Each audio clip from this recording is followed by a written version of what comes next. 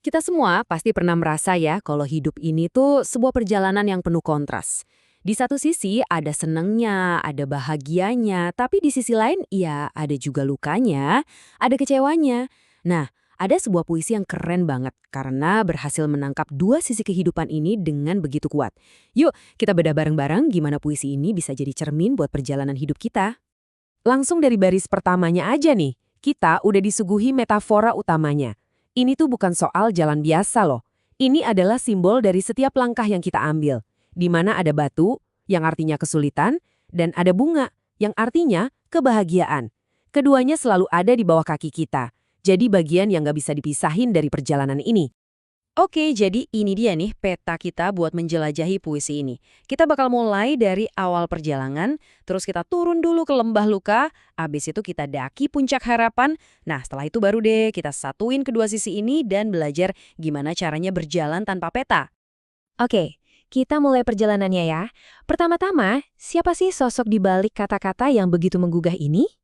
Jadi, puisi ini ditulis oleh Yoyo Cedurachman, seorang seniman dan budayawan dari Cimahi. Latar belakangnya yang menarik, karena beliau ini seorang dosen, sutradara, sekaligus penulis. Jadi pengalamannya yang kaya inilah yang bikin dia bisa nulis tentang suka duka kehidupan dengan kejujuran yang dalam banget ya.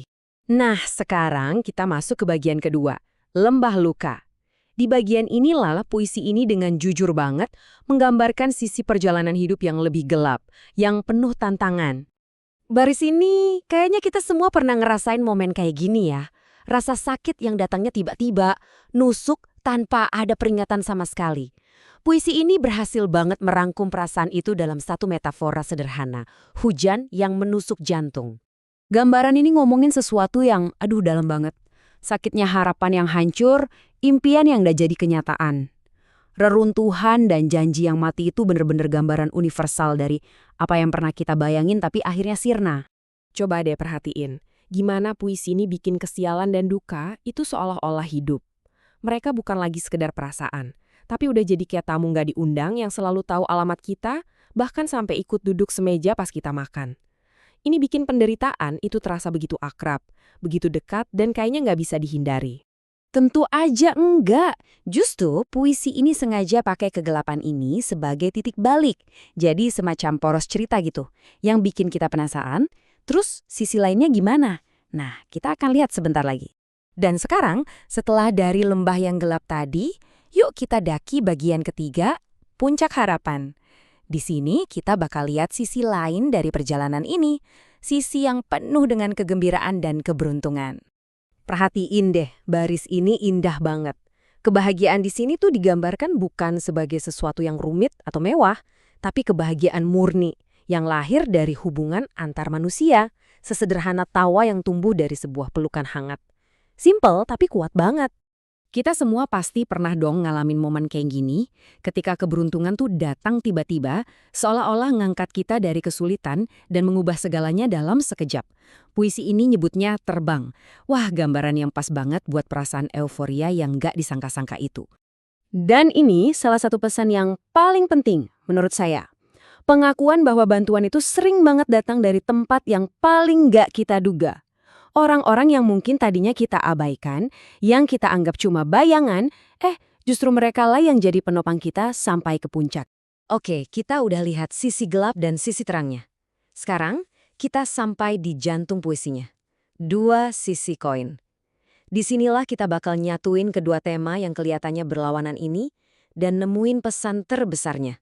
Coba kita lihat perbandingannya. Di satu sisi, ada hujan yang menusuk, janji yang mati, dan duka yang datang terus.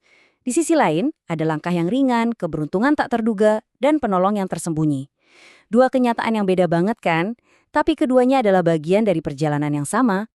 Nah, ini dia nih, pesan utamanya. Bahagia dan sedih itu ternyata bukan dua pengalaman terpisah yang harus kita pilih salah satu. Mereka itu kayak pendamping yang gak bisa dipisahin. Jadi puisi ini seolah ngajarin kita buat menerima keduanya, karena yang satu gak bisa ada tanpa yang lain. Akhirnya, kita sampai di pemberhentian terakhir kita. Berjalan tanpa peta. Terus apa artinya semua ini? Gimana caranya kita menjalani perjalanan yang serumit ini? Yuk, kita lihat pesan pamungkas dari puisi ini. Pesan ini luar biasa banget sih. Kita hidup tuh nggak dikasih buku panduan. Pemandu kita itu ternyata intuisi, disimbolkan dengan desir angin. Dan yang lebih penting lagi, kebijaksanaan yang kita dapat dari rasa sakit di masa lalu. Luka kita itu nggak cuma ninggalin bekas, tapi juga ngasih kita insting buat bertahan hidup. Itulah yang disebut naluri luka. Keren ya? Dan ditutup dengan kalimat yang, wow, kuat banget. Nggak peduli seberapa berat atau ringan langkah kita, perjalanan itu sendiri nggak pernah berhenti. Selama kita masih napas, ya kita terus bergerak maju. Tanpa batas, tanpa jeda. Ini pesan ketekunan yang luar biasa buat kita semua. Jadi, pada akhirnya, puisi ini kayak ngasih kita satu pertanyaan penting buat direnungkan. Kalau hidup adalah perjalanan tanpa peta, yang cuma dipandu oleh intuisi dan pengalaman, apa yang jadi kompas buat Anda? Apa yang menuntun langkah Anda saat melintasi bebatuan dan bunga-bunga di jalan Anda sendiri?